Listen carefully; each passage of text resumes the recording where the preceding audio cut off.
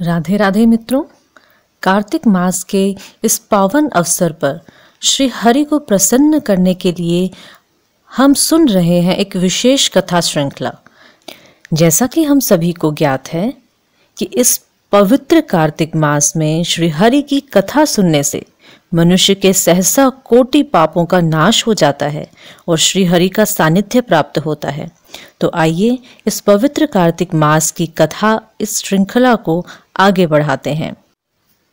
आइए अब आगे की कथा का श्रवण करते हैं। भक्ति से भरे भाव हे हरि, मेरे मन उपजाओ, 16वां अध्याय कार्तिक, कृपा दृष्टि कर जाओ। उस समय शिवजी के गण प्रबल थे और उन्होंने जलंधर के शुंभ निशुंभ और महासुर कालनेमी आदि को पराजित कर दिया। यह देखकर सागर पुत्र जलंधर एक विशाल रथ पर चढ़कर, जिस पर लंबी पताका लगी हुई थी, युद्ध भूमि में आया। इधर जय और शील नामक शंकर जी के गण भी युद्ध में तत्पर होकर गरजने लगे। इस प्रकार दोनों सेनाओं के हाथी, घोड़े, शंख, भेरी और दोनों ओर से सिंहनाद से धरती त्रस्त हो गई। जलंधर ने कुहरे के समान असंख्य बाणों को फेंककर पृथ्वी से आकाश तक व्याप्त कर दिया और नंदी को 5, गणेश को 5, वीरभद्र को एक साथ ही 20 बाण मारकर उनके शरीर को छेद दिया और मेघ के समान गर्जना करने लगा। यह देख कार्तिकेय ने भी दैत्य जलंधर को अपनी शक्ति उठाकर मारी और घोर गर्जन किया, जिसके आघात से वह मूर्छित हो जमीन पर गिर पड़ा। परंतु वह शीघ्र ही उठ खड़ा हुआ और क्रोध विष्ट हो कार्तिकेय पर अपनी गदा से प्रहार करने लगा। ब्रह्मा जी के वरदान की सफलता के लिए शंकर पुत्र कार्तिकेय पृथ्वी पर सो गए। गणेश जी भी गदा के प्रहार से व्याकुल होकर धरती पर गिर पड़े। नंदी व्याकुल हो गदा प्रहार से पृथ्वी पर गिर गए। फिर दैत्य ने हाथ में परिध ले शीघ्र ही वीरभद्र को पृथ्वी पर गिरा देख शंकर जी गण चिल्लाते हुए संग्राम भूमि छोड़ बड़े वेग से भाग चले। वे भागे हुए गण शीघ्र ही शिवजी के पास आ गए और व्याकुलता से युद्ध का सब समाचार कह सुनाया। लीलाधारी भगवान ने उन्हें अभय दे सबका संतोष वर्धन किया। अब रौद्र रूप महाप्रभु शंकर नंदी पर चढ़कर युद्ध भूमि में आए। उनको आया देखकर उनके पराजित गण फिर लौट आए और सिंहनाद करते हुए आयुधों से दैत्यों पर प्रहार करने लगे। भीष्म रूपधारी रुद्र को देख दैत्य भागने लगे। तब जलंधर हजारों बाण छोड़ता हुआ शंकर की ओर दौड़ा। उसके शुंभ निशुंभ आदि वीर भी शंकर जी की ओर दौड़े। इतने में शंकर जी ने जलंधर के सब बाणों को काट अपने अन्य बाणों की आंधी से दैत्यों को अपने फरसे से मार डाला। खड़गोरमा नामक दैत्य को अपने फरसे से मार डाला और बलाहक का भी सिर काट दिया। घसमर को भी मार गिराया और शिवगण चिशी ने प्रचंड नामक दैत्य का सिर काट डाला। किसी को शिवजी के बैल ने मारा और कई उनके बाणों द्वारा मारे गए। यह देख जलंधर अपने शुंभ आदि दैत्यों को धिक्कारने और भयभीतों को धैर्य देने लगा। पर किस प्रकार भी उसके भयग्रस्त दैत्य युद्ध को न आते थे। जब दैत्य सेना पलायन आरंभ कर दिया, तब महाक्रुद्ध जलंधर ने शिवजी को ललकारा और 70 बाण मारकर शिवजी को दग्ध कर दिया। शिवजी उसके बाणों को काटते रहे, यहाँ तक कि उन्होंने जलंधर की ध्वजा, छत्र और धनुष को काट दिया। फिर 7 बाण से उनके शरीर में भी तीव्र आघात पहुंचाया। धनुष के कट जाने से जलंधर ने गदा उठाई। शिवजी ने उसकी गदा के टुकड़े कर दिए। तब उसने समझा कि शंकर मुझसे अधिक बलवान है। अतएव उसने गंधर्व माया उत्पन्न कर अनेक गंधर्व असुरों के गण पैदा हो गए। वीणा और मृदंग आदि बाजों के साथ नृत्य व गान होने लगा। इससे अपने गणों सहित रुद्र भी मोहित हो एकाग्र हो गए। उन्होंने युद्ध बंद कर दिया। फिर तो काम मोहित जलंधर बड़ी शीघ्रता से शंकर का रूप धारण कर वृषभ पर बैठकर पार्वती के पास पहुंचा। उधर जब पार्वती ने अपने पति को आते देखा तो अपनी सखियों का साथ छोड़ दिया और आगे आई। उन्हें देख कामातुर जलंधर का वीर्यपात हो गया और उसके पवन से वह जड़ भी हो गया। गौरी ने उसे दानव समझा। वह अंतर्ध्यान हो उत्तर की मनसा पर चली गई। तब पार्वती ने विष्णु जी को बुलाकर दैत्य धन का यह कृत्य कहा और यह प्रश्न किया कि क्या आप इसे अवगत हैं। भगवान विष्णु ने उत्तर दिया, आपकी कृपा से मुझे सब ज्ञात है। हे माता, आप जो भी आज्ञा करेंगी मैं उसका पालन करूंगा। जगत माता ने विष्णु जी से कहा, उस दैत्य ने जो मार्ग खोला है उसका अनुसरण उचित है। मैं तुम्हें आज्ञा देती हूँ कि उसकी पत्नी का पतिव्रत भ्रष्ट करो, यह दैत्य भी मरेगा। पार्वती जी की आज्ञा पाते ही विष्णु जी उसको शिरोधार्य कर छल करने के लिए जलंधर के नगर की ओर गए। इसी के साथ 16वां अध्याय संपूर्ण। हरे कृष्ण। ये अब आगे की कथा श्रवण करते हैं।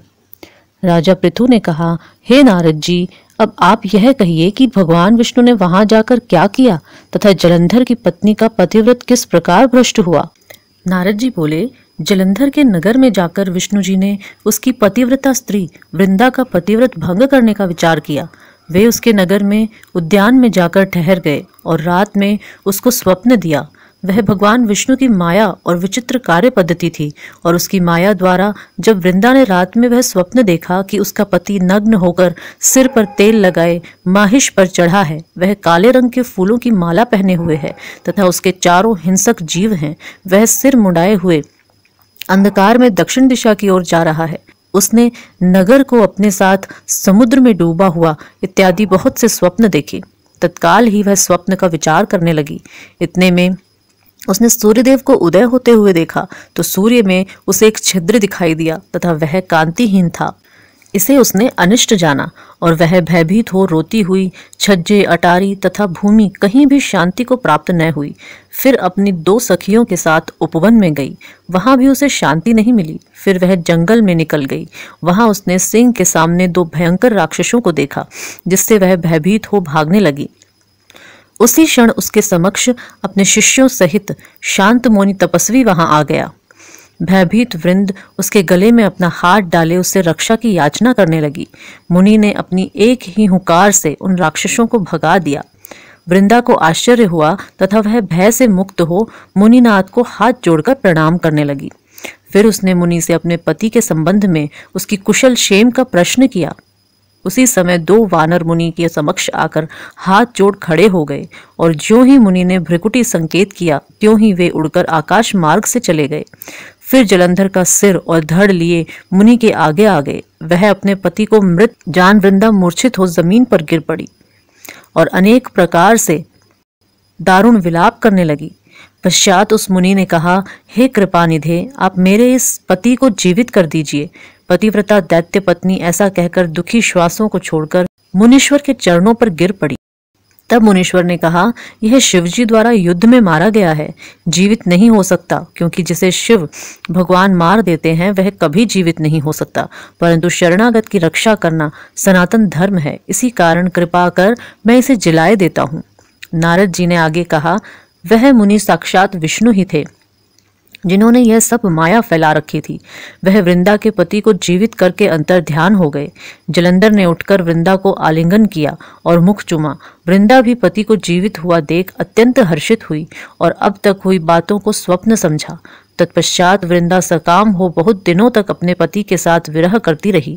एक बार सूरत एवं संभोग काल के अंत में उन्हीं विष्णु को देखकर उन्हें पीड़ित करती हुई बोली, हे पराई स्त्री से गमन करने वाले विष्णु, तुम्हारे शील का धिक्कार है।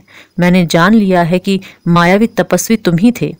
इस प्रकार कहकर कुपित पतिव्रता वृंदा ने अपने तेज को प्रकट करते हुए भगवान विष्णु को शाप दिया। तुमने माया से 2 राक्षस मुझे दिखाए थे, वही 2 राक्षस किसी समय तुम्हारी स्त्री का हरण कर लेंगे। सर्पेश्वर जो तुम्हारा शिष्य बना था, यह भी तुम्हारा साथी रहेगा। जब तुम अपनी स्त्री के विरह में दुखी होकर विचरोगे, उस समय वानर ही तुम्हारी सहायता करेंगे। ऐसा कहती हुई पतिव्रता वृंदा अग्नि में प्रवेश कर गई। ब्रह्मा आदि देवता आकाश से उसके प्रवेश देख रहे थे। वृंदा के शरीर का तेज पार्वती जी के शरीर में चला गया। पतिव्रत के प्रभाव से वृंदा ने मुक्ति प्राप्त की। तो ये था 17वां अध्याय। अब राजा पृथु ने पूछा, हे देवर्षि नारद, इसके बाद युद्ध में क्या हुआ तथा वह दैत्य जलंधर किस प्रकार मारा गया? कृपया मुझे वह कथा सुनाइए। नारद जी बोले, जब गिरिजा वहां से अदृश्य हो गई और गंधर्वी माया भी विलीन हो गई, तब भगवान वृषभ ध्वज चैतन्य हो गए। उन्होंने लौकिकता व्यक्त करते हुए बड़ा क्रोध किया और विस्मित मना जलंधर से युद्ध करने लगे। जलंधर शंकर के बाणों को काटने लगा, परंतु जब काट न सका तब उसने उन्हें मोहित करने के लिए माया की पार्वती का निर्माण कर अपने रथ पर बांध लिया। तब अपनी प्रिया पार्वती को इस प्रकार कष्ट में पड़ा देख लौकिक लीला दिखाते हुए शंकर जी व्याकुल हो गए। शंकर जी ने भयंकर रौद्र रूप धारण कर लिया।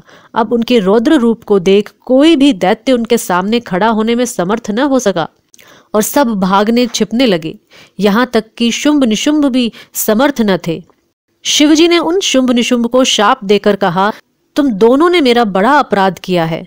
तुम युद्ध से भागते हो, भागते को मारना पाप है, इसलिए मैं तुम्हें अब नहीं मारूंगा, परंतु गौरी तुमको अवश्य मारेगी। शिवजी के ऐसा कहने पर सागर पुत्र जलंधर क्रोध से अग्नि के समान प्रज्वलित हो उठा। उसने शिवजी पर घोर बाण बरसाकर धरती पर अंधकार कर दिया। तब उस दैत्य की ऐसी चेष्टा देखकर शंकर जी बड़े क्रोधित हुए और उन्होंने अपने चरणागुष्ठ से बनाए हुए सुदर्शन चक्र को चलाकर उनका सिर काट दिया। एक प्रचंड शब्द के साथ उसका सिर पृथ्वी पर गिर पड़ा और अंजन पर्वत के समान उसके शरीर के 2 खंड हो गए। उसके रुधिर से संग्राम भूमि व्याप्त हो गई। शिवाज्ञा से उसका रक्त और मांस महारौरव में जाकर रक्त का कुंड हो गया तथा उसके शरीर का तेज निकलकर शंकर जी में वैसे ही प्रवेश कर गया जैसे वृंदा का तेज गौरी के शरीर में प्रविष्ट हुआ था। जलंधर को मरा देख देवता और सभी गंधर्व प्रसन्न हो गए। अब ब्रह्मा आदि देवता नतमस्तक होकर भगवान शिव की स्तुति करने लगे। वे बोले, हे देवादि देव, आप प्रकृति से परे पार ब्रह्म और परमेश्वर हैं। आप निर्गुण, निर्विकार व सबके ईश्वर होकर भी नित्य अनेक प्रकार के कर्मों को करते हैं। हे प्रभु, हम ब्रह्मा आदि समस्त देवता आपके दास हैं। हे शंकर जी, हे देवेश, आप प्रसन्न होकर हमारी रक्षा कीजिए। हे शिव जी, हम आपकी प्रजा हैं तथा हम सदैव आपकी शरण में रहते हैं। नारद जी राजा पृथु से बोले, इस प्रकार ब्रह्मा आदि समस्त देवताओं एवं मुनियों ने भगवान शंकर जी की अनेक प्रकार से स्तुति करके उनके चरण कमलों का ध्यान किया। तब भगवान शिव देवताओं को वरदान देकर वहीं अंतर्ध्यान हो गए। उसके बाद शिव जी का यशोगान करते हुए सभी देवता प्रसन्न होकर अपने अपने लोक को चले गए। भगवान शंकर के साथ सागर पुत्र जलंधर का युद्ध चरित्र पुण्य प्रदान करने वाला तथा समस्त पापों को नष्ट करने वाला है। यह सभी सुखदायक और शिव को भी आनंददायक है। इन दोनों आख्यानों को पढ़ने एवं सुनने वाला सुखों को भोगकर अंत में अमर पद को प्राप्त करता है। इसी के साथ कार्तिक मास महात्म्य 18वां अध्याय संपूर्ण। हरे कृष्ण। राजा पृथु ने नारद जी से पूछा, हे देवर्षि, कृपया आप अब मुझे यह बताइए कि वृंदा को मोहित करके विष्णु जी ने क्या किया और फिर वह कहाँ गए। जब देवता स्तुति कर मौन हो गए तब शंकर जी ने सब देवताओं से कहा, हे ब्रह्मादि देवताओं, जलंधर तो मेरा ही अंश था। उसे मैंने तुम्हारे लिए नहीं मारा है, यह मेरी सांसारिक लीला थी। फिर भी आप लोग सत्य कहिए कि इससे आप सुखी हुए या नहीं। तब ब्रह्मादि देवताओं के नेत्र हर्ष से खिल गए और उन्होंने शिवजी को प्रणाम कर विष्णु जी का यह सब वृतांत कह सुनाया, जो उन्होंने बड़े प्रयत्न से वृंदा को मोहित किया था तथा वह अग्नि में प्रवेश कर परम गति को प्राप्त हुई थी। देवताओं ने यह भी कहा कि तभी से वृंदा की सुंदरता पर मोहित हुए विष्णु उनकी चिता की राख लपेटे इधर उधर घूमते हैं। अतएव आप उन्हें समझाइए, क्योंकि यह सारा चराचर आपके अधीन है। देवताओं से यह सारा वृतांत शंकर जी ने उन्हें अपनी माया समझाई और कहा कि उसी से मोहित विष्णु भी काम के वश में हो गए हैं, परंतु महादेवी उमा त्रिदेवों की जननी सबसे परे वह मूल प्रकृति परम मनोहर और वही गिरिजा भी कहलाती हैं। अतएव विष्णु का मोह दूर करने के लिए आप सब उनकी शरण में जाइए। शंकर जी की आज्ञा से सब देवता मूल प्रकृति को प्रसन्न करने चले। उनके स्थान पर पहुंचकर उनकी बड़ी स्तुति की। तब यह आकाशवाणी हुई कि हे देवताओं, मैं ही 3 प्रकार से तीनों गुणों से पृथक होकर स्थिति सत्य गुण से गौरा, रजोगुण से लक्ष्मी और तमोगुण से ज्योति रूप हूँ। अतएव अब आप लोग मेरी रक्षा के लिए उन देवियों के पास जाओ जो वे तुम्हारे मनोरथों को पूर्ण कर देंगी। यह सब सुनकर देवता भगवती के वाक्यों का आदर करते हुए गौरी, लक्ष्मी और सरस्वती को प्रणाम करने लगे। सब देवताओं ने भक्ति पूर्वक उन सब देवियों की प्रार्थना की। उन स्तुति से तीनों देवियां प्रकट हो गईं। सभी देवताओं ने खुश होकर निवेदन किया। तब उन देवियों ने कुछ बीज देकर कहा, इसे ले जाकर बो दो और तुम्हारे सब कार्य सिद्ध हो जाएंगे। ब्रह्मादि देवता उन बीजों को लेकर विष्णु जी के पास गए। वृंदा की चिता भूमि में डाल दिया। उससे धात्री, मालती और तुलसी प्रकट हुई। विधात्री के बीज से धात्री, लक्ष्मी के बीज से मालती और गौरी के बीज से तुलसी प्रकट हुई। विष्णु जी ने ज्यों ही उन स्त्री रूपावली वनस्पतियों को देखा तो वे उठ बैठे, कामासक्त चित्त से मोहित हो उनसे याचना करने लगे। धात्री और तुलसी ने उनसे प्रीति की। विष्णु जी सारा दुख भूल देवताओं से नमस्कृत हो अपने लोक वैकुंठ में चले। वह पहले की तरह सुखी होकर शंकर जी का स्मरण करने लगे। यह आख्यात शिवजी की भक्ति देने वाला है। नारद जी बोले, हे राजन, यही कारण है कि कार्तिक मास के व्रत उद्यापन में तुलसी की जड़ में भगवान विष्णु की पूजा की जाती है। तुलसी भगवान विष्णु को अधिक प्रीति प्रदान करने वाली मानी गई है। राजन, जिसके घर में तुलसी वन है वह घर तीर्थ स्वरूप है, वहां यमराज के दूत नहीं आते।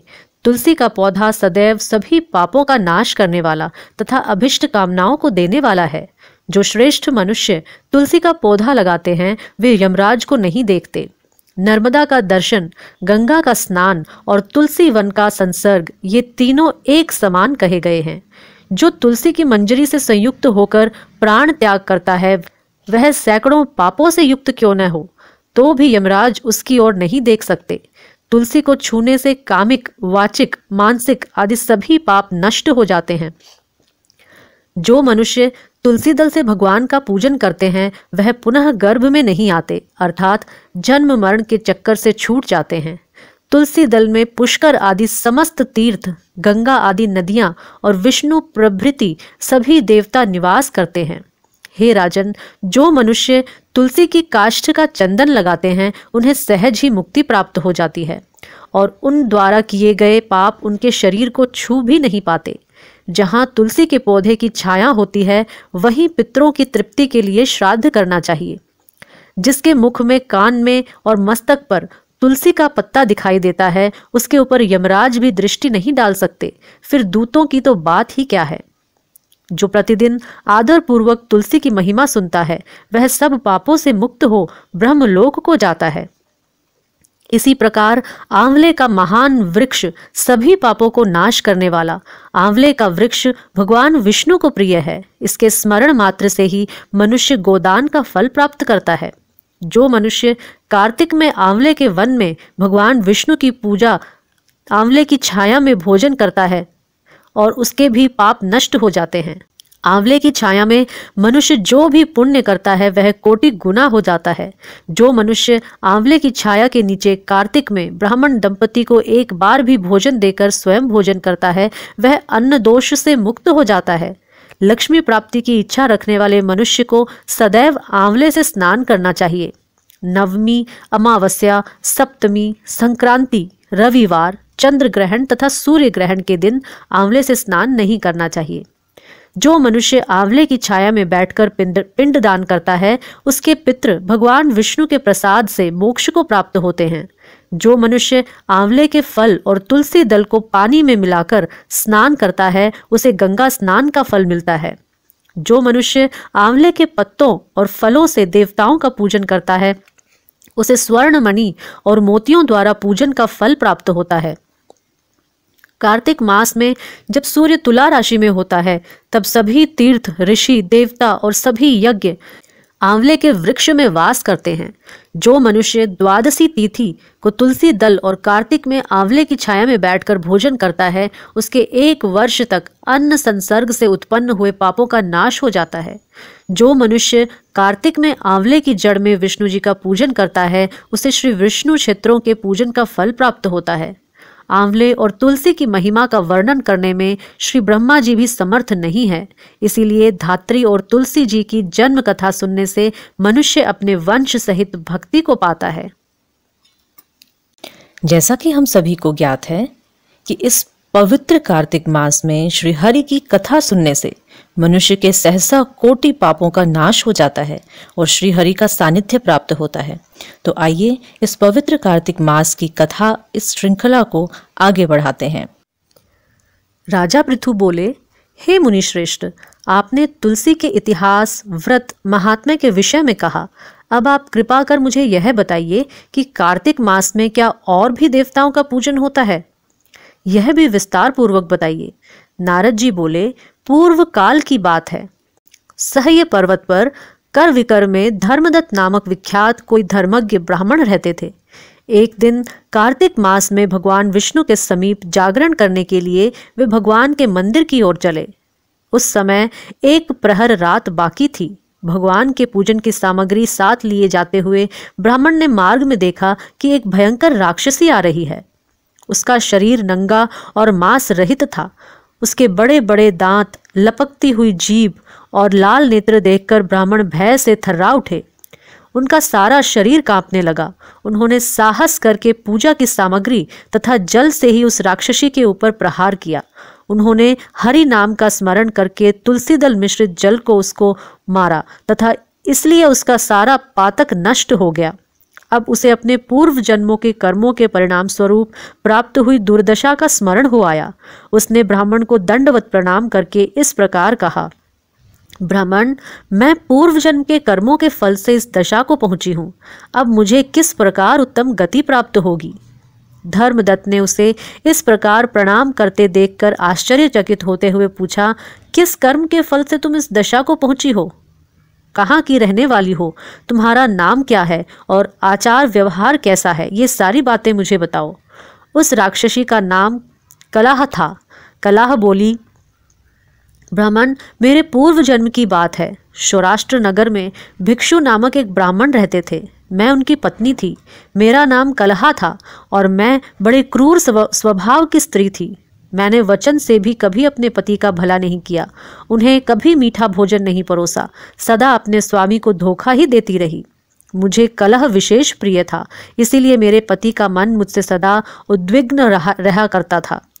अंतोगत्वा उन्होंने दूसरी स्त्री से विवाह करने का निश्चय कर लिया। तब मैंने विष खाकर अपने प्राण त्याग दिए। फिर यमराज के दूत आए और मुझे बांधकर पीटते हुए यमलोक में ले गए। वहां यमराज ने मुझे देखकर चित्रगुप्त से पूछा, चित्रगुप्त, देखो तो सही इसने कैसा कर्म किया है। जैसा इसका कर्म हो उसके अनुसार यह शुभ या अशुभ प्राप्त करे। चित्रगुप्त ने कहा, इसका किया हुआ कोई भी शुभ कर्म नहीं है। यह स्वयं मिठाइयां उड़ाती थी और अपने स्वामी को उसमें से कुछ भी नहीं देती थी। इसने सदा अपने स्वामी से द्वेष किया है, इसलिए यह चमगादुरी होकर रहे तथा सदा कलह में ही इसकी प्रवृत्ति रही है। इसीलिए यह विष्ठा भोजी सुकरी की योनि में रहे। जिस बर्तन में भोजन बनाया जाता है उसी में यह सदा अकेली खाया करती थी। इसीलिए यह अपनी ही संतान का भाण करने वाली बिल्ली हो। इसने अपने पति को निमित्त बनाकर आत्मघात किया है। इसलिए यह अत्यंत निंदनीय स्त्री प्रेत के शरीर में भी कुछ काल तक अकेली ही रहे।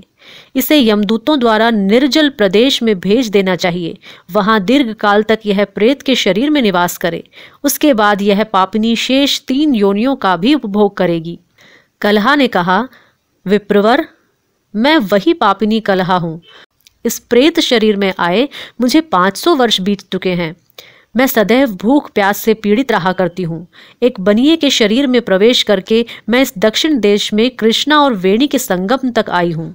ज्यों ही संगम तट पर पहुंची त्यों ही भगवान शिव और विष्णु के पार्षदों ने मुझे बलपूर्वक बनिए के शरीर से दूर भगा दिया। तब से मैं भूख का कष्ट सहन करती हुई इधर उधर घूम रही हूँ। इतने में ही आपके ऊपर मेरी दृष्टि पड़ गई। आपके हाथ से तुलसी मिश्रित जल का संसर्ग पाकर मेरे सब पाप नष्ट हो गए हैं। द्विजश्रेष्ठ, अब आप ही कहिए, कोई उपाय कीजिए।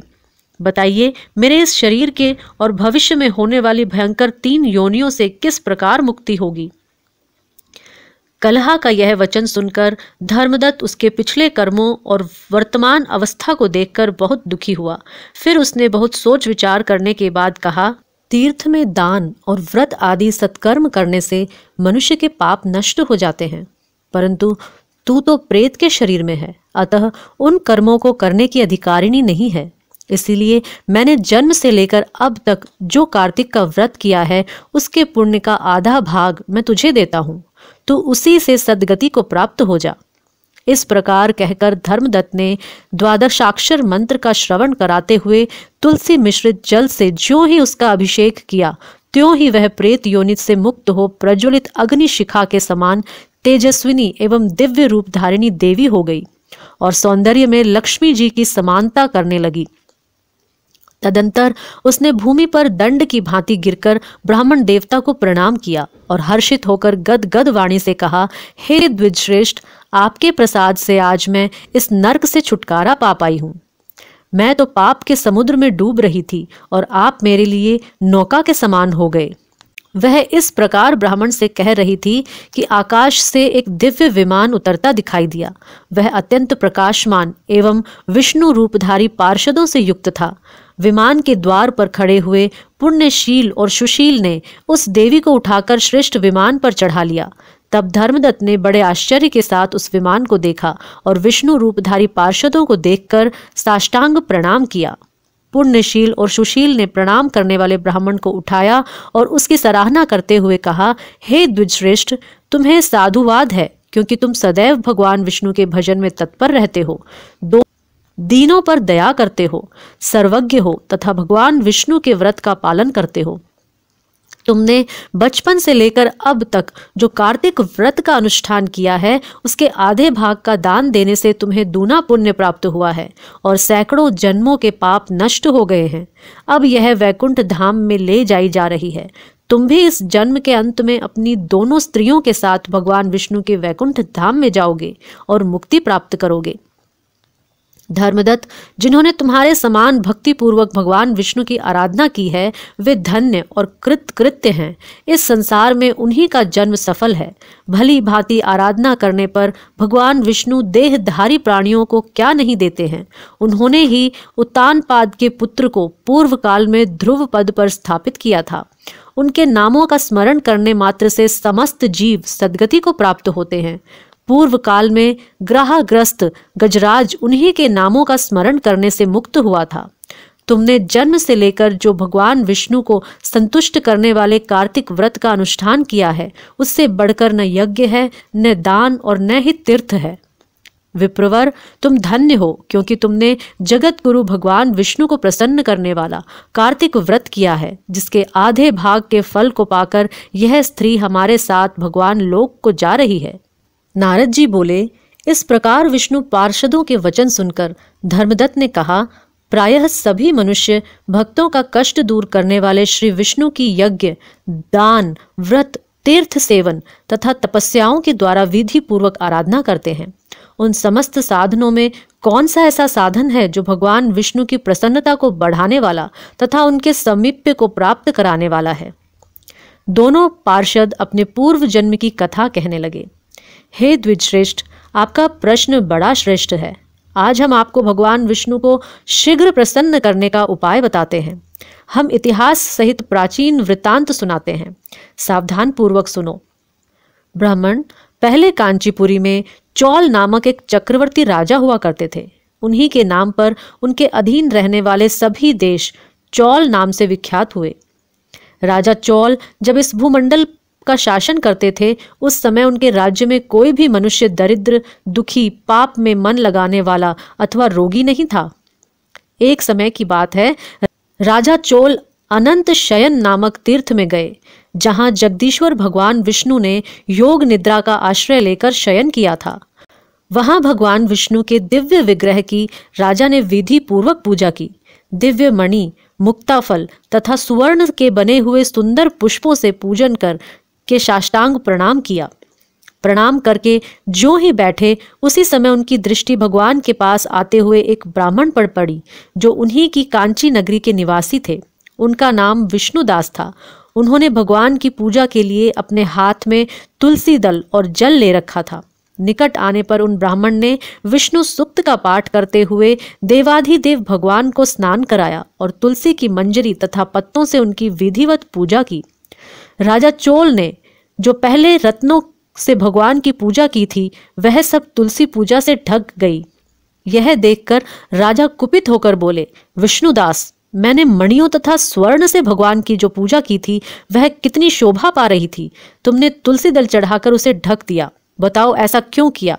मुझे तो ऐसा जान पड़ता है कि तुम दरिद्र और गंवार हो, भगवान विष्णु की भक्ति को बिल्कुल नहीं जानते। राजा की यह बात सुनकर द्विजश्रेष्ठ विष्णुदास ने कहा, राजन, आपको भक्ति का कुछ भी पता नहीं है। केवल राजलक्ष्मी के कारण आप घमंड कर रहे हैं।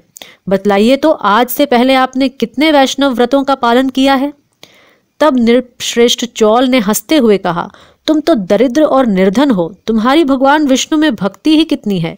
तुमने भगवान विष्णु को संतुष्ट करने वाला कोई भी यज्ञ और दान आदि नहीं किया और ना ही पहले कभी कोई देव मंदिर ही बनवाया है। इतने पर भी तुम्हें अपनी भक्ति पर इतना गर्व है। अच्छा, तो ये सभी ब्राह्मण मेरी बात सुन लें। भगवान विष्णु के दर्शन पहले मैं करता हूँ या यह ब्राह्मण, इस बात को आप सब लोग देखें, फिर हम दोनों में से किसकी भक्ति कैसी है यह सब लोग स्वतः ही जान लेंगे। ऐसा कहकर राजा अपने राजभवन को चले गए। वहां उन्होंने महर्षि मृदुल को आचार्य बनाकर वैष्णव यज्ञ प्रारंभ किया। उधर सदैव भगवान विष्णु को प्रसन्न करने वाले शास्त्रोक्त नियमों में तत्पर विष्णुदास भी व्रत का पालन करते हुए वहीं भगवान विष्णु के मंदिर में टिक गए। उन्होंने माघ और कार्तिक के उत्तम व्रत का अनुष्ठान, तुलसी वन की रक्षा, एकादशी को द्वादशाक्षर मंत्र का जाप, नृत्य, गीत आदि मंगलमय आयोजनों के साथ प्रतिदिन षड्षोपचार से भगवान विष्णु की पूजा आदि नियमों का आचरण किया। वे प्रतिदिन चलते फिरते और सोते हर समय भगवान विष्णु का स्मरण किया करते थे। उनकी दृष्टि सर्वत्र सम हो गई थी। वे सब प्राणियों के भीतर एकमात्र भगवान शिव को ही स्थित देखते थे। इस प्रकार राजा चोल और विष्णुदास दोनों ही भगवान लक्ष्मीपति की आराधना में संलग्न थे। दोनों ही अपने अपने व्रत में स्थित रहते थे और दोनों की ही संपूर्ण इंद्रियां तथा समस्त कर्म भगवान विष्णु को समर्पित हो चुके थे। इस अवस्था में उन दोनों ने दीर्घ काल व्यतीत किया। पार्षदों ने कहा, एक दिन की बात है, विष्णुदास ने नित्य कर्म करने के पश्चात भोजन तैयार किया, किंतु कोई छिपकर उसे चुरा ले गया। विष्णुदास ने देखा भोजन नहीं है, परंतु उन्होंने दोबारा भोजन नहीं बनाया, क्योंकि ऐसा करने पर सायंकाल की पूजा के लिए उन्हें अवकाश नहीं मिलता। अतः प्रतिदिन के नियम का भंग हो जाने का भय था।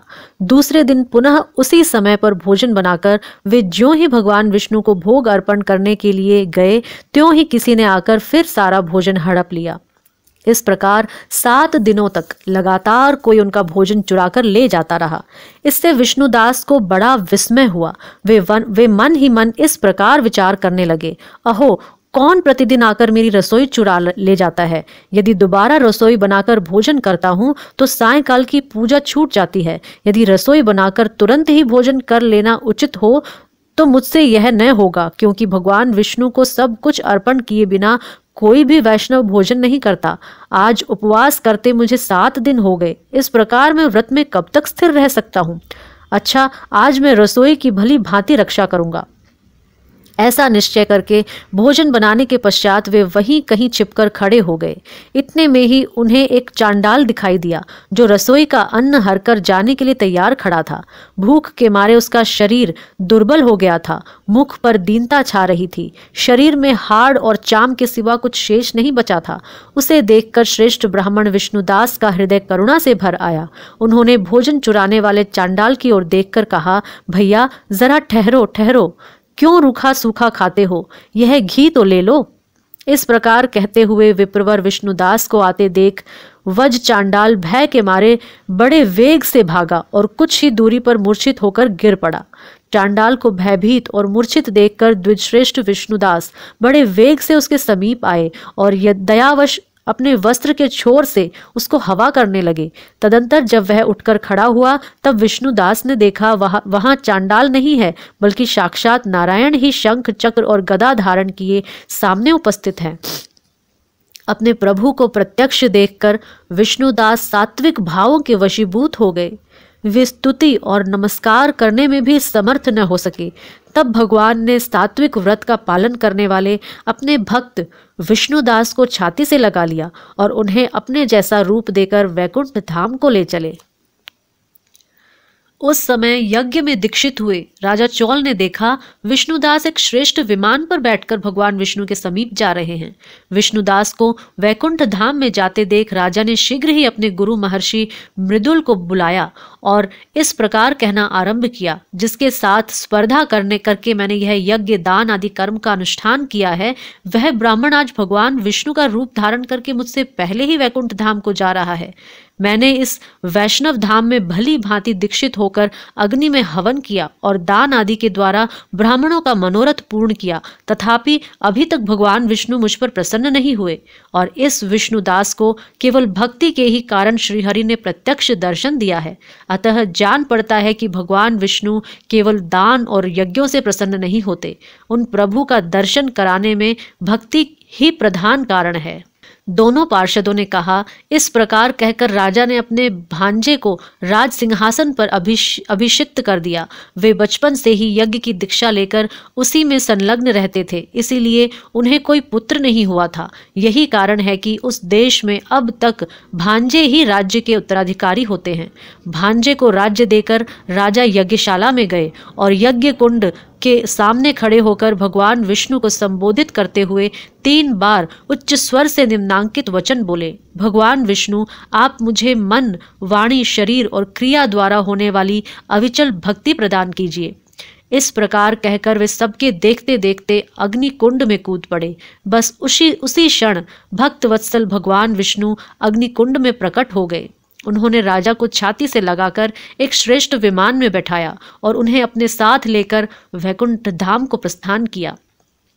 नारद जी बोले, हे राजन, जो विष्णुदास थे वो तो पुण्यशील नाम से प्रसिद्ध भगवान के पार्षद हुए, और जो राजा चोल थे उनका नाम सुशील हुआ। इन दोनों को अपने ही समान रूप देकर भगवान लक्ष्मीपति ने अपना द्वारपाल बना लिया।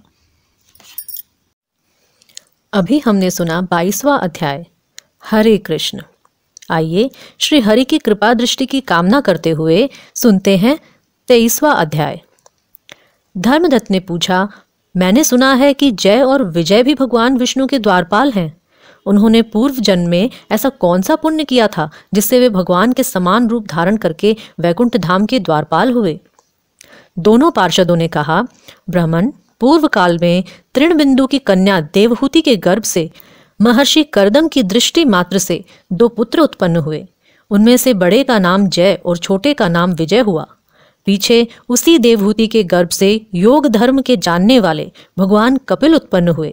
जय और विजय सदा भगवान की भक्ति में तत्पर रहते थे। वे नित्य अष्टाक्षर मंत्र का जप और वैष्णव व्रतों का पालन करते थे। एक समय राजा मरुत ने उन दोनों को अपने यज्ञ में बुलाया। वहां जय ब्रह्मा बनाए गए और विजय आचार्य। उन्होंने यज्ञ की संपूर्ण विधि पूर्ण की।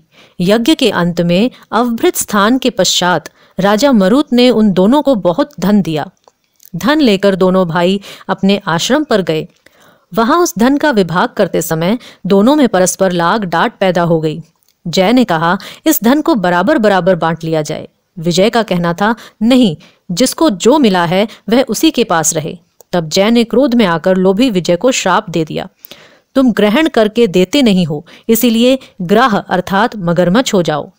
जय के शाप को सुनकर विजय ने भी शाप दिया, तुमने मद से भ्रांत होकर शापो दिया है, इसलिए तुम मातंग अर्थात हाथी की योनि में जाओ। तत्पश्चात उन्होंने भगवान से श्राप निवृत्ति के लिए प्रार्थना की। श्री भगवान ने कहा, तुम मेरे भक्त हो, तुम्हारा वचन कभी असत्य नहीं होगा। तुम दोनों अपने ही दिए हुए इन शापों को भोगकर फिर से मेरे धाम को प्राप्त होगे। ऐसा कहकर भगवान विष्णु अंतर्ध्यान हो गए। तदंतर वे दोनों गंड नदी के तट पर ग्राह और गज हो गए। उस योनि में भी उन्हें पूर्व जन्म का स्मरण बना रहा और वे भगवान विष्णु के व्रत में तत्पर रहे। किसी समय वह गजराज कार्तिक मास में स्नान के लिए गंड नदी गया, तो उस समय ग्राह ने शाप के हेतु को स्मरण करते हुए उस गज को पकड़ लिया। ग्राह के पकड़े जाने पर गजराज ने भगवान रामनाथ का स्मरण किया। तभी भगवान विष्णु शंख, चक्र और गदा धारण किए वहां प्रकट हो गए। उन्होंने चक्र चलाकर ग्राह और गजराज का उद्धार किया और उन्हें अपने ही जैसा रूप देकर वैकुंठ धाम को ले गए। तब से वह स्थान हरि क्षेत्र के नाम से प्रसिद्ध है। वे ही दोनों विश्वविख्यात जय और विजय हैं जो भगवान विष्णु के द्वारपाल हुए। धर्मदत्त, तुम भी ईर्ष्या और द्वेष को त्याग करके सदैव भगवान विष्णु के व्रत में स्थिर रहो। समदर्शी बनो। कार्तिक, माघ और वैशाख के महीनों में सदैव प्रातःकाल स्नान करो। एकादशी व्रत का पालन में स्थिर रहो। तुलसी के बगीचे की रक्षा करते रहो। ऐसा करने से तुम भी शरीर का अंत होने पर भगवान विष्णु के परम पद को प्राप्त होगे। भगवान विष्णु को संतुष्ट करने वाले तुम्हारे इस व्रत से बढ़कर न यज्ञ है, न दान है और न ही तीर्थ है। विप्रवर, तुम धन्य हो जिसके व्रत के आधे भाग का फल पाकर यह स्त्री हमारे द्वारा वैकुंठ में ले जाई जा रही है। नारद जी बोले, हे राजन, धर्मदत्त को इस प्रकार उपदेश देकर वे दोनों विमानचारी पार्षद उस कलहा के साथ वैकुंठ धाम को चले गए। धर्मदत्त जीवन भर भगवान के व्रत में स्थिर रहे और देहावसान के बाद उन्होंने अपनी दोनों स्त्रियों के साथ वैकुंठ धाम प्राप्त कर लिया। इस प्राचीन इतिहास को जो सुनता है और सुनाता है वह जगत गुरु भगवान की कृपा से उनका सानिध्य प्राप्त कराने वाली उत्तम गति को प्राप्त करता है। इसी के साथ भगवान श्री हरि का आशीर्वाद प्राप्त करते हुए 23वां अध्याय संपूर्ण। आइए आगे कदम बढ़ाते हुए अब सुनते हैं 24वां अध्याय। राजा पृथु ने कहा, हे मुनिश्रेष्ठ, आपने कलहा द्वारा मुक्ति पाए जाने का वृत्तांत मुझसे कहा, जिसे मैंने ध्यान पूर्वक सुना। हे नारद जी, यह काम उन 2 नदियों के प्रभाव से हुआ था, कृपया यह मुझे बताने की कृपा कीजिए। नारद जी बोले, हे राजन, कृष्णा नदी साक्षात भगवान श्री कृष्ण महाराज का शरीर और वेणी नामक नदी भगवान शंकर का शरीर है। यह दोनों नदियों के संगम का महात्म्य श्री ब्रह्मा जी भी वर्णन करने में समर्थ नहीं है। फिर भी क्योंकि आपने पूछा है इसलिए आपको इसकी उत्पत्ति का वृत्तांत सुनाता हूँ, ध्यान पूर्वक सुनो। चाक्षसु मनवंतर के आरंभ में ब्रह्मा जी ने सह्य पर्वत के शिखर पर यज्ञ करने का निश्चय किया। वह भगवान विष्णु, भगवान शंकर तथा समस्त देवताओं सहित यज्ञ की सामग्री लेकर उस पर्वत के शिखर पर गए। महर्षि भृगु आदि ऋषियों ने ब्रह्म मुहूर्त में उन्हें दीक्षा देने का विचार किया। तत्पश्चात भगवान विष्णु ने ब्रह्मा जी की भार्या त्वरा को बुलाया। वह बड़ी धीमी गति से आ रही थी। इसी बीच में भृगु जी ने भगवान विष्णु से पूछा, हे प्रभु, आपने त्वरा को शीघ्रता से बुलाया था, वह क्यों नहीं आई? ब्रह्म मुहूर्त निकल जाएगा। इस पर भगवान विष्णु बोले, यदि त्वरा यथा समय यहाँ नहीं आती है तो आप गायत्री को ही स्त्री मानकर दीक्षा विधान कर दीजिए। क्या गायत्री पुण्य कर्म में ब्रह्मा जी की स्त्री नहीं हो सकती? नारद जी ने कहा, हे राजन, भगवान विष्णु की इस बात का समर्थन भगवान शंकर जी ने भी किया। इस बात को सुनकर भृगु जी ने गायत्री को ही ब्रह्मा जी के दाईं ओर बिठाकर दीक्षा विधान आरंभ कर दिया। जिस समय ऋषि मंडल गायत्री की दीक्षा देने लगा उसी समय त्वरा भी यज्ञ मंडल में आ पहुंची। ब्रह्मा जी के दाईं ओर गायत्री को बैठा देखकर ईर्ष्या से कुपित होकर त्वरा बोली, जहां अपूज्यों की पूजा और पूज्यों की अप्रतिष्ठा होती है वहां पर दुर्भिक्ष, मृत्यु तथा भय तीनों अवश्य हुआ करते हैं। यह गायत्री ब्रह्मा जी की दाईं ओर मेरे स्थान पर विराजमान हुई है, इसीलिए यह अदृश्य बहने वाली नदी होगी। आप सभी देवताओं ने बिना विचारे इसे मेरे स्थान पर बिठाया है, इसीलिए आप सभी जड़ रूप नदियां होंगे। नारद जी राजा पृथु से बोले, हे राजन, इस प्रकार त्वरा के शाप को सुनकर गायत्री क्रोध से आग बबूला होकर अपने होठ चबाने लगी। देवताओं के मना करने पर भी उसने उठकर त्वरा को शाप दे दिया। गायत्री बोली, त्वरा, जिस प्रकार ब्रह्मा जी तुम्हारे पति हैं उसी प्रकार मेरे भी पति हैं। तुमने व्यर्थ ही शाप दे दिया है, इसीलिए तुम भी नदी हो जाओ। तब देवताओं में खलबली मच गई। सभी देवता त्वरा को साष्टांग प्रणाम करके बोले, हे देवी, तुमने ब्रह्मा आदि समस्त देवताओं को जो शाप दिया है वह उचित नहीं है, क्योंकि यदि हम सब जड़ रूप नदियां हो जाएंगे तो फिर निश्चय ही यह तीनों लोग नहीं बच पाएंगे। क्योंकि यह शाप तुमने बिना विचारे किया है, इसीलिए यह शाप तुम वापस ले लो।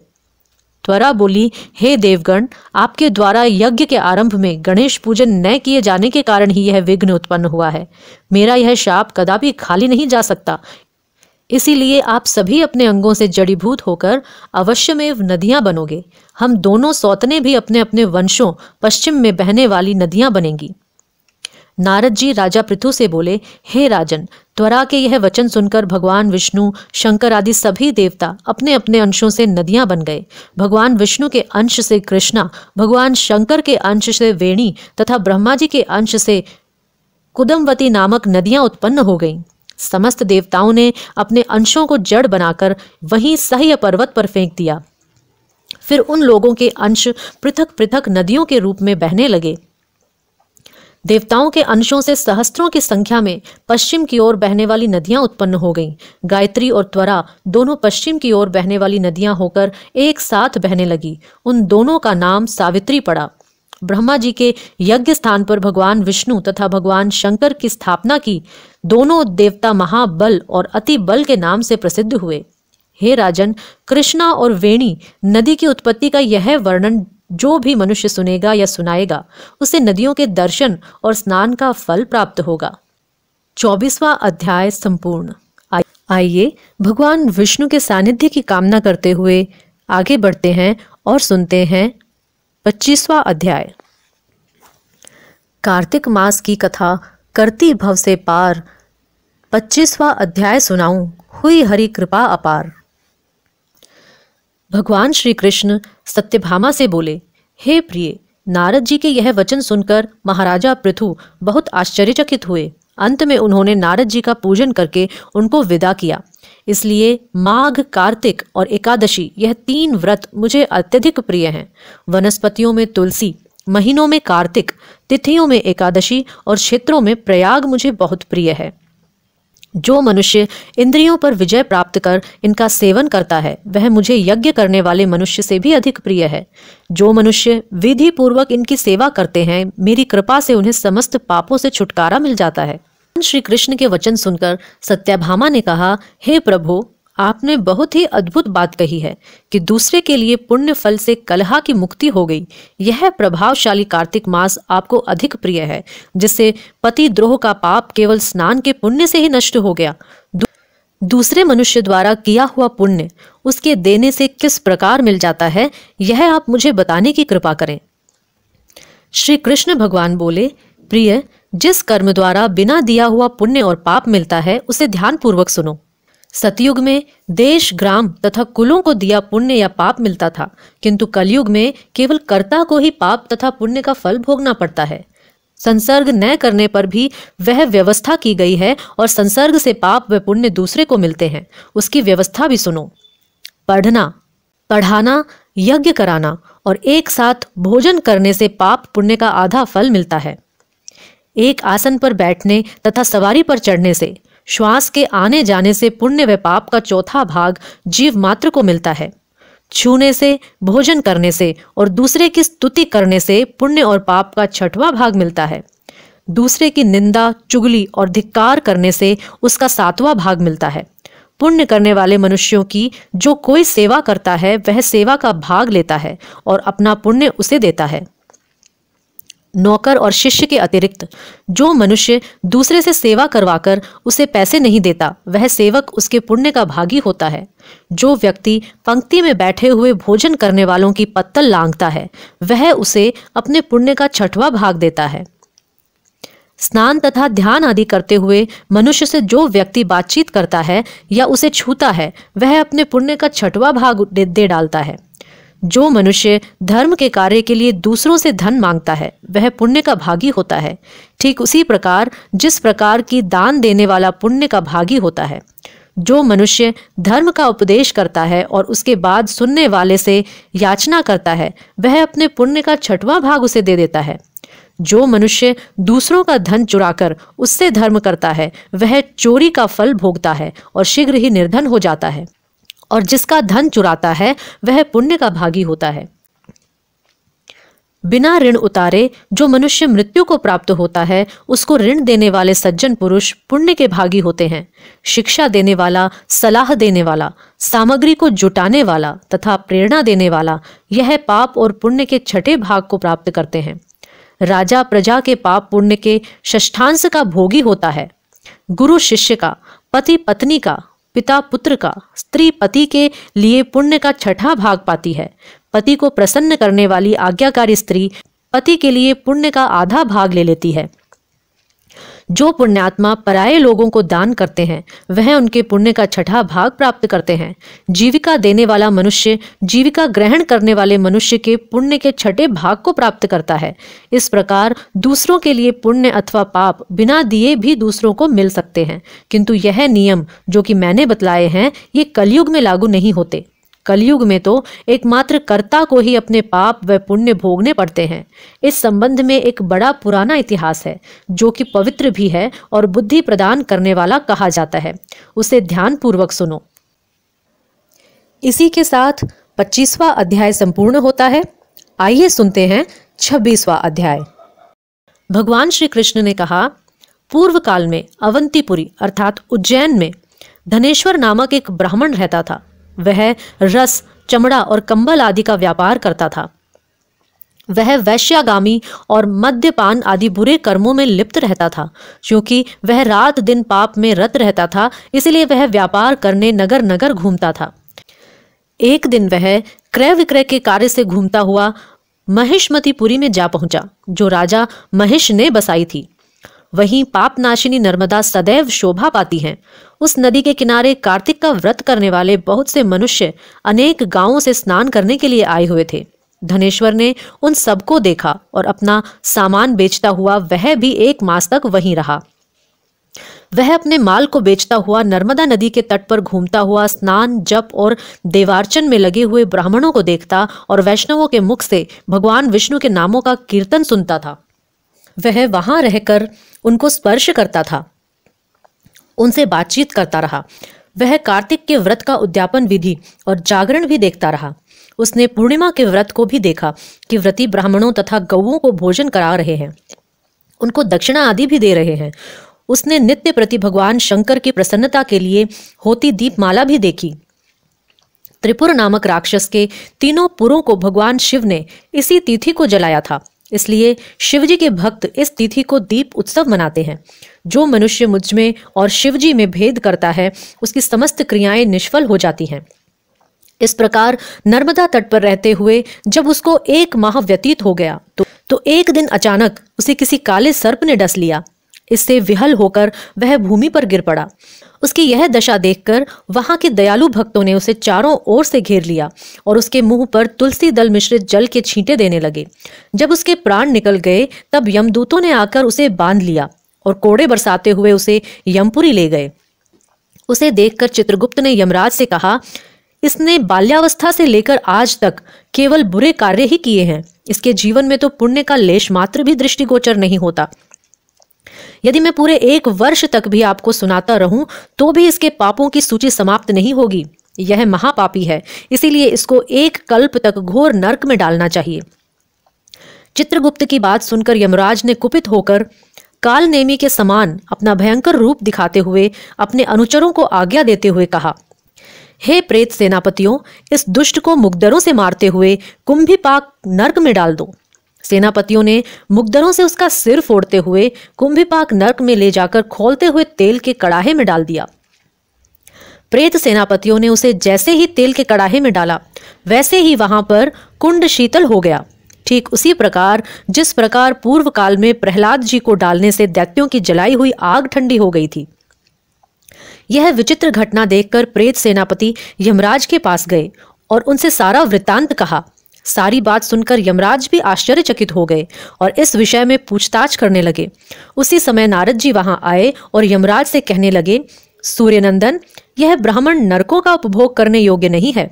जो मनुष्य पुण्य कर्म करने वाले लोगों का दर्शन, स्पर्श और उनके साथ वार्तालाप करता है, वह उनके पुण्य का 6वां अंश प्राप्त कर लेता है। यह धनेश्वर तो 1 माह तक श्री हरि के कार्तिक व्रत का अनुष्ठान करने वाले असंख्य मनुष्यों के संपर्क में रहा है, अतः यह उन सबके पुण्यांश का भागी हुआ है। इसको अनिच्छा से पुण्य प्राप्त हुआ है, इसलिए यह यक्ष की योनि में रहे और पाप भोग के रूप में सब नरक का दर्शन मात्र करके ही यम यातना से मुक्त हो जाए।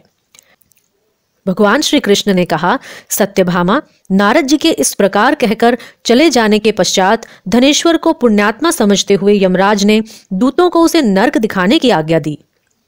प्रभु श्री हरि से हम सब की सद्गति की कामना करते हुए 26वां अध्याय संपूर्ण। आइए अब सुनते हैं 27वां अध्याय।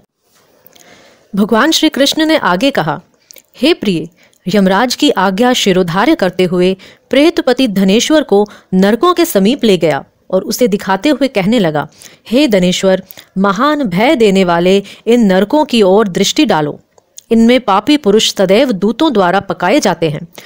यह देखो, यह तप्तवाचुक नामक नरक है, जिसमें देह जलने के कारण पापी विलाप कर रहे हैं। जो मनुष्य भोजन के समय भूखों को भोजन नहीं देता, वह बार बार इस नरक में डाले जाते हैं। वह प्राणी जो गुरु, अग्नि, ब्राह्मण, गो, वेद और राजा इनको लात मारता है, वह भयंकर नरक अतिशय पापों के करने पर मिलता है। आगे देखो, यह दूसरा नरक है, जिसका नाम अंधतामिस्र है। इन पापियों को सुई की भांति मुख वाले तमोत नामक कीड़े काट रहे हैं। इस नरक में दूसरों का दिल दुखाने वाले पापी गिराए जाते हैं। यह तीसरा नरक है जिसका नाम क्रकेय है। इस नरक में पापियों को आरे से चीरा जाता है। यह नरक भी असीम त्रवण आदि भेदों के 6 प्रकार का होता है। इसमें स्त्री तथा पुत्रों के वियोग कराने वाले मनुष्यों को कड़ाही में पकाया जाता है। 2 प्रियजनों को दूर करने वाले मनुष्य भी अस्मित्र नामक नरक में तलवार की धार से काटे जाते हैं और कुछ भेड़ियों के डर से भाग जाते हैं। अब अर्गल नामक यह चौथा नरक देखो। इसमें पापी विभिन्न प्रकार से चिल्लाते हुए इधर उधर भाग रहे हैं। यह नरक भी वध आदि भेदों से 6 प्रकार का है। अब तुम यह 5वां नरक देखो जिसका नाम कूटशालमली है। इसमें अंगारों की तरह कष्ट देने वाले बड़े बड़े कांटे लगे हैं। यह नरक भी यातना आदि भेदों से 6 प्रकार का है। इस नरक में पर स्त्री गमन करने वाले मनुष्य डाले जाते हैं। अब तुम यह 6ठा नरक देखो। उल्वण नामक नरक में सिर नीचे करके पापियों को लटकाया जाता है। जो लोग भक्ष्य का विचार नहीं करते, दूसरों की निंदा और चुगली करते हैं, वे इस नरक में डाले जाते हैं। दुर्गंध भेद से यह नरक भी 6 प्रकार का है। यह 7वां नरक है जिसका नाम कुंभिपाक है। यह अत्यंत भयंकर है और यह भी 6 प्रकार का है। इसमें महापातकी मनुष्यों को पकाया जाता है। इस नरक में सहस्त्रों वर्षों तक यातना भोगनी पड़ती है। यही रौरव नरक है। जो पाप इच्छा रहित किए जाते हैं वह सूखे और जो पाप इच्छा पूर्वक किए जाते हैं वह पाप आर्द्र कहलाते हैं। इस प्रकार शुष्क और आर्द्र भेदों से यह पाप 2 प्रकार के होते हैं। इसके अलावा और भी अलग अलग 84 प्रकार के पाप हैं। अपकृण, पाडाक्तेय, मलिनीकरण, जाति भ्रंशकरण, उपाय, अतिपाप, महापाप, यह 7 प्रकार के पातक हैं। जो मनुष्य जैसा कर्म करता है उसे इन 7 नरकों में उसके पाप कर्मों के अनुसार पकाया जाता है। क्योंकि तुम्हें कार्तिक व्रत करने वाले प्रभु भक्तों का संसर्ग प्राप्त हुआ था, उससे पुण्य की वृद्धि हो जाने के कारण ये सभी नरक तुम्हारे लिए निश्चय ही नष्ट हो गए हैं। इस प्रकार धनेश्वर को नरकों का दर्शन कराकर प्रेतराज उसे यक्ष लोक में ले गए। वहां जाकर उसे वहां का राजा बनाया गया। वहीं कुबेर का अनुचर धनशय के नाम से प्रसिद्ध हुआ। बाद में महर्षि विश्वामित्र ने उसके नाम पर तीर्थ बनाया था। कार्तिक मास का व्रत महाफल देने वाला है। इसके समतुल्य अन्य कोई दूसरा पुण्य कर्म नहीं होता। जो भी मनुष्य इस व्रत को करता है तथा व्रत करने वाले का दर्शन करता है उसे मोक्ष की प्राप्ति होती है। भगवान श्री कृष्ण से उनकी भक्ति प्राप्त करने का आशीर्वाद मांगते हुए 27वां अध्याय संपूर्ण। आइए अब सुनते हैं 28वां अध्याय। दया दृष्टि कर हृदय में भक्ति भाव उपजाओ। 28वां अध्याय सुनाऊं, कृपा दृष्टि बरसाओ। सूत जी ने कहा, इस प्रकार अपनी अत्यंत प्रिय सत्यभामा को यह कथा सुनाकर भगवान श्री कृष्ण संध्योपासना करने के लिए माता के घर में गए। यह कार्तिक मास का व्रत भगवान विष्णु को अति प्रिय है तथा भक्ति प्रदान करने वाला है। रात्रि जागरण, प्रातःकाल का स्नान, तुलसी वट सिंचन, उद्यापन, दीपदान, यह 5 कर्म भगवान विष्णु को प्रसन्न करने वाले हैं, इसलिए इनका पालन अवश्य करना चाहिए। ऋषि बोले, भगवान विष्णु को प्रिय, अधिक फल की प्राप्ति कराने वाले, शरीर के प्रत्येक अंग को प्रसन्न करने वाले कार्तिक महात्म्य आपने हमें बताया। यह मोक्ष की कामना करने वालों अथवा भोग की इच्छा रखने वाले मनुष्यों को यह व्रत अवश्य ही करना चाहिए। इसके अतिरिक्त हम आपसे एक बात पूछना चाहते हैं कि यदि कार्तिक मास का व्रत करने वाला मनुष्य किसी संकट में फंस जाए या वह किसी वन में हो या व्रती किसी रोग से ग्रसित हो जाए तो उस मनुष्य को कार्तिक व्रत को किस प्रकार करना चाहिए। क्योंकि कार्तिक व्रत भगवान विष्णु को अत्यंत प्रिय है और इसे करने से मुक्ति एवं भक्ति प्राप्त होती है, इसलिए इसे छोड़ना नहीं चाहिए। श्री सूत जी ने इसका उत्तर देते हुए कहा, यदि कार्तिक का व्रत करने वाला मनुष्य किसी संकट में फंस जाए तो वह हिम्मत करके भगवान शंकर या भगवान विष्णु के मंदिर जो कि पास हो उसमें जाकर रात्रि जागरण करे। यदि व्रती घने वन में फंस जाए तो फिर पीपल के वृक्ष के नीचे या तुलसी के वन में जाकर जागरण करे। भगवान विष्णु की प्रतिमा के सामने बैठकर विष्णु जी का कीर्तन करें। ऐसा करने से सहस्त्रों गायों के दान के समान फल की प्राप्ति होती है। जो मनुष्य विष्णु जी के कीर्तन में बाजा बजाता है उसे वाजपेयी यज्ञ के समान फल की प्राप्ति होती है। और हरि कीर्तन में नृत्य करने वाले मनुष्यों को सभी तीर्थों में स्नान करने का फल प्राप्त होता है। किसी संकट के समय या रोगी हो जाने और जल न मिल पाने की स्थिति में केवल भगवान विष्णु के नाम मात्र से मार्जन ही कर लें। यदि उद्यापन न कर सकें तो व्रत की पूर्ति के लिए केवल ब्राह्मणों से प्रसन्न होने के कारण विष्णु जी प्रसन्न रहते हैं। यदि मनुष्य दीप दान करने में असमर्थ हो तो दूसरे के दीप की वायु आदि से भली भांति रक्षा करे। यदि तुलसी का पौधा समीप न हो तो वैष्णव ब्राह्मण की ही पूजा कर ले, क्योंकि भगवान विष्णु सदैव अपने भक्तों के समीप रहते हैं। इन सब के न होने पर कार्तिक का व्रत करने वाला मनुष्य ब्राह्मण, गौ, पीपल और वट वृक्ष की श्रद्धा पूर्वक सेवा करे। शौनक आदि ऋषि बोले, आगे गौ तथा ब्राह्मणों के समान पीपल और वट वृक्षों को बताया गया है और सभी वृक्षों में पीपल तथा वट वृक्ष को ही श्रेष्ठ कहा है। इसका कारण बताइए। सूत जी बोले, पीपल भगवान विष्णु का और वट भगवान शंकर का स्वरूप है। पलाश ब्रह्मा जी के अंश से उत्पन्न हुआ है। जो कार्तिक मास में उसके पत्तल में भोजन करता है वह भगवान विष्णु के लोक में जाता है। जो इन वृक्षों की पूजा, सेवा एवं दर्शन करते हैं उनके सभी पाप नष्ट हो जाते हैं। ऋषियों ने पूछा, हे प्रभु, हम लोगों के मन में एक शंका है कि ब्रह्मा, विष्णु और शंकर वृक्ष स्वरूप क्यों हुए? कृपया आप हमारी इस शंका का निवारण कीजिए। सूत जी बोले, प्राचीन काल में भगवान शिव तथा माता पार्वती विहार कर रहे थे। उस समय उनके विहार में विघ्न उपस्थित करने के उद्देश्य से अग्निदेव ब्राह्मण का रूप धारण करके वहां पहुंचे। विहार के आनंद के वशीभूत हो जाने के कारण कुपित होकर माता पार्वती ने सभी देवताओं को शाप दे दिया। माता पार्वती ने कहा, हे देवताओं, विषय सुख के कीट पतंगे तक अनभिज्ञ नहीं है। आप लोगों ने देवता होकर भी उनमें विघ्न उपस्थित किया है, इसलिए आप सभी वृक्ष बन जाओ। सूत जी बोले, इस प्रकार कुपित पार्वती जी के शाप के कारण समस्त देवता वृक्ष बन गए। यही कारण है कि भगवान विष्णु पीपल और शिवजी वट वृक्ष हो गए। इसलिए भगवान विष्णु का शनिदेव के साथ योग होने के कारण केवल शनिवार को ही पीपल को छूना चाहिए, अन्य किसी भी दिन नहीं छूना चाहिए। सूत जी ने ऋषियों से कहा, प्रसंग बखान 29वां अध्याय पर दया करो भगवान। ऋषियों ने पूछा, हे सूत जी, पीपल के वृक्ष के शनिवार के अलावा सप्ताह के शेष दिनों में पूजा क्यों नहीं की जाती? सूत जी बोले, हे ऋषियों, समुद्र मंथन करने से देवताओं को जो रत्न प्राप्त हुए उनमें से देवताओं ने लक्ष्मी और कौस्तुभ मणि भगवान विष्णु को समर्पित कर दी थी। जब भगवान विष्णु लक्ष्मी जी से विवाह करने के लिए तैयार हुए तो लक्ष्मी जी बोली, हे प्रभु, जब तक मेरी बड़ी बहन का विवाह नहीं हो जाता तब तक मैं छोटी बहन आपसे किस प्रकार विवाह कर सकती हूँ। इसलिए आप मेरी बड़ी बहन का विवाह करा दें, उसके बाद आप मुझसे विवाह कीजिए। यही नियम है जो प्राचीन काल से चला आ रहा है। सूत जी ने कहा, लक्ष्मी जी के मुख से ऐसे वचन सुनकर भगवान विष्णु ने लक्ष्मी जी की बड़ी बहन का विवाह उद्दालक ऋषि के साथ संपन्न करा दिया। लक्ष्मी जी की बड़ी बहन अलक्ष्मी जी बड़ी कुरूप थी। उसका मुख बड़ा, दांत चमकते हुए, उसकी देह वृद्धा की भांति, नेत्र बड़े बड़े और बाल रूखे थे। भगवान विष्णु द्वारा आग्रह किए जाने पर ऋषि उद्दालक उससे विवाह करने के उसे वेद मंत्रों की ध्वनि से गुंजाते हुए अपने आश्रम ले आए। वेद ध्वनि से गुंजित हवन के पवित्र धुएं से सुगंधित उस ऋषि के सुंदर आश्रम को देखकर अलक्ष्मी को बहुत दुख हुआ।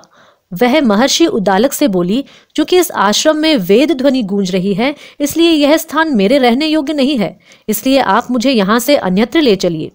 उसकी बात सुनकर महर्षि उद्दालक बोले, तुम यहाँ क्यों नहीं रह सकती और तुम्हारे रहने योग्य अन्य कौन सा स्थान है वह भी मुझे बताओ। अलक्ष्मी बोली, जिस स्थान पर वेद की ध्वनि होती हो, अतिथियों का आदर सत्कार किया जाता हो, यज्ञ आदि होते हो, ऐसे स्थान पर मैं नहीं रह सकती। जिस स्थान पर पति पत्नी आपस में प्रेम से रहते हों, पितरों के निमित्त यज्ञ होते हों, देवताओं की पूजा होती हो, उस स्थान पर भी मैं नहीं रह सकती। जिस स्थान पर वेदों की ध्वनि न हो, अतिथियों का आदर सत्कार न किया जाता हो, यज्ञ न होते हों, पति पत्नी आपस में कलेश करते हों, पूज्य वृद्धों, सत्पुरुषों तथा मित्रों का अनादर होता हो, जहां दुराचारी, चोर, परस्त्रीगामी मनुष्य निवास करते हो, जिस स्थान पर गायों की हत्या की जाती हो, मद्यपान, ब्रह्म हत्या आदि पाप होते हो, ऐसे स्थान पर मैं प्रसन्नता पूर्वक निवास करती हूँ। सूत जी बोले, अलक्ष्मी के मुख से इस प्रकार के वचन सुनकर उद्दालक का मन खिन्न हो गया। वह इस बात को सुनकर मौन हो गया।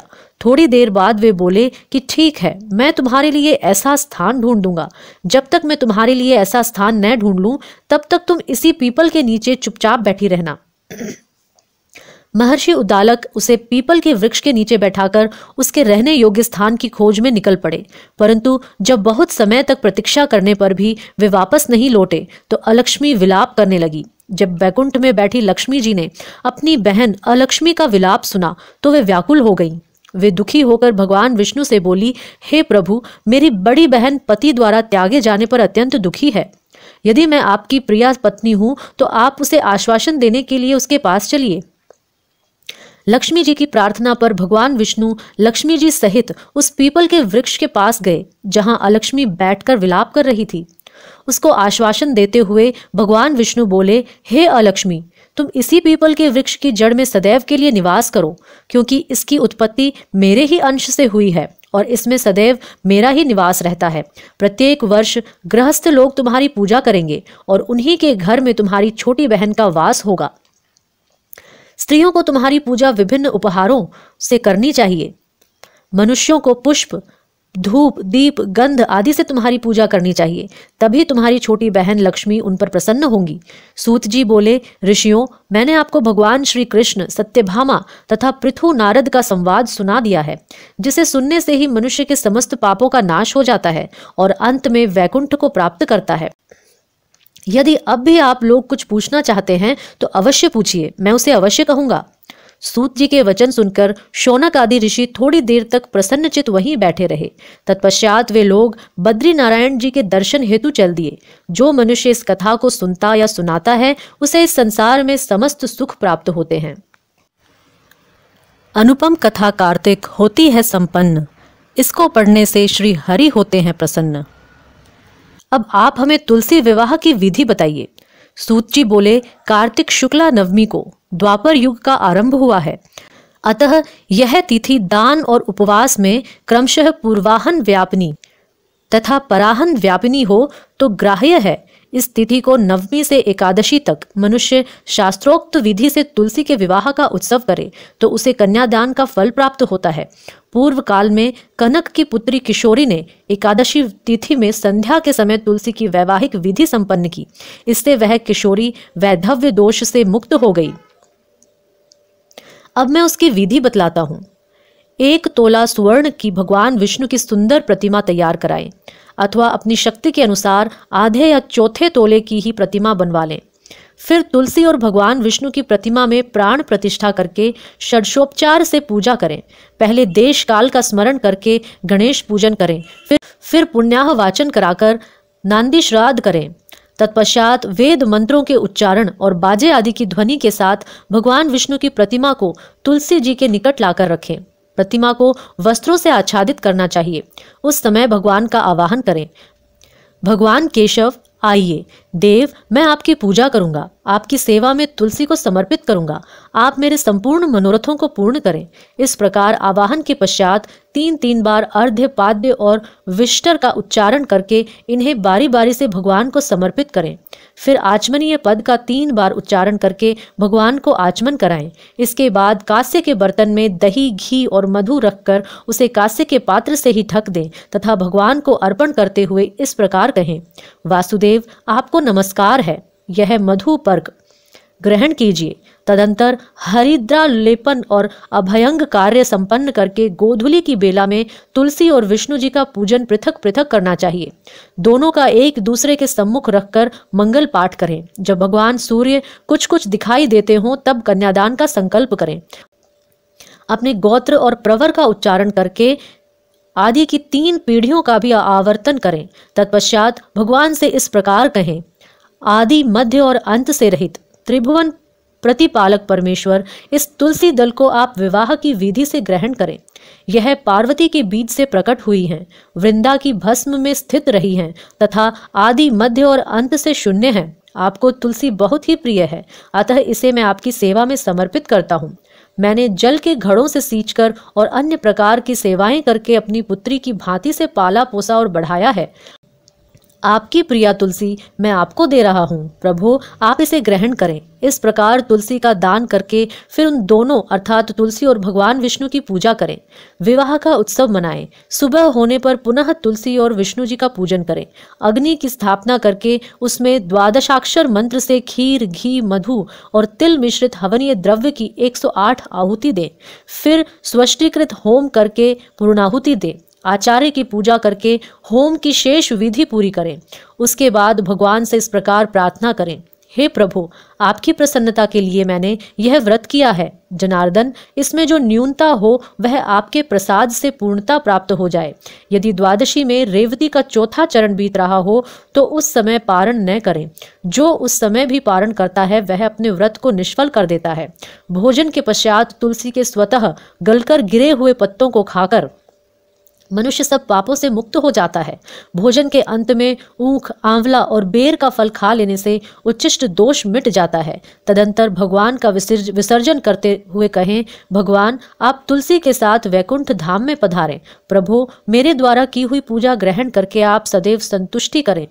इस प्रकार देवेश्वर विष्णु का विसर्जन करके मूर्ति आदि सब सामग्री आचार्य को अर्पण करें।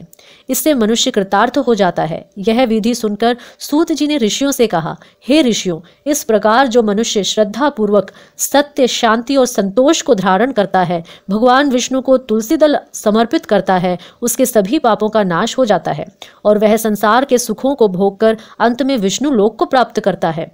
हे ऋषिवरों, यह कार्तिक महात्म्य सब रोगों और संपूर्ण पापों का नाश करने वाला है। जो मनुष्य इस महात्म्य को भक्ति पूर्वक पढ़ता है और जो सुनकर धारण करता है वह सब पापों से मुक्त हो भगवान विष्णु के लोक में जाता है। जिसकी बुद्धि खोटी हो तथा जो श्रद्धा से हीन हो, ऐसे किसी भी मनुष्य को यह महात्म्य नहीं सुनाना चाहिए। इति श्री कार्तिक मास महात्म्य। भक्तों, आइए अब तुलसी माता का वंदन और आरती करके इस महात्म्य को संपूर्ण करते हैं। तुलसी माता का आशीर्वाद प्राप्त करते हैं। आइए अब तुलसी महारानी जी की आरती करते हैं। तुलसी महारानी नमो नमो, हरि की पटरानी नमो नमो। धन तुलसी पूर्ण तप कीनो, शालिग्राम बनी पटरानी नमो नमो। जाके पत्र मंजरी कोमल, श्रीपति कमल चरण लपटानी नमो नमो। तुलसी महारानी नमो नमो, हरि की पटरानी नमो नमो। कौन से महीने बोई तुलसी रानी, कौन से महीने हुई हरियाली नमो नमो। कौन से महीने हुई तेरी पूजा, कौन से महीने हुई पटरानी नमो नमो। आषाढ़ मास बोई रानी तुलसा, सावन मास हुई हरियाली नमो नमो। कार्तिक मास में हुई तेरी पूजा, मंगसिर मास हुई पटरानी नमो नमो। धूप दीप नैवेद्य आरती, पुष्पन की वर्षा बरसानी नमो नमो। 56 भोग 3600 व्यंजन, बिन तुलसा हरि एक ना मानी नमो नमो। जो तुलसी को सवेरे गाए, श्री कृष्ण के दर्शन पाए नमो नमो। जो तुलसी को दोपहर को गाए, खीर खांड का भोग लगाए नमो नमो। जो तुलसी को सांझ को गाए, श्री कृष्ण की आरती उतारे नमो नमो। जो तुलसी को रात को गाए, श्री कृष्ण के चरण दबाए नमो नमो। सभी सखी मैया तेरो यश गावे, भक्ति दान दीजे महारानी नमो नमो। तुलसी महारानी नमो नमो, तुलसी महारानी नमो नमो, हरि की पटरानी नमो नमो। जय तुलसी मैया। तो इस प्रकार कार्तिक मास में आप तुलसी पूजन और प्रदक्षिणा कर सकते हैं। तुलसी की प्रदक्षिणा करते समय हमें इस मंत्र का उच्चारण करना चाहिए। यानि कानि च पापानि ब्रह्महत्यादिकानि च तानि तानि प्रणश्यन्ति प्रदक्षिणा पदे पदे। आइए अब इसके भाव को समझते हैं। जो भी व्यक्ति तुलसी महारानी की प्रदक्षिणा करता है वो उस प्रदक्षिणा के दौरान पद पद पर उसके समस्त ब्रह्म हत्या जैसे बड़े बड़े पापों का भी नाश हो जाता है। अगर आपको ये वीडियो अच्छी लगी हो तो इसे अपने मित्रों और परिवारजनों में शेयर अवश्य कीजिएगा।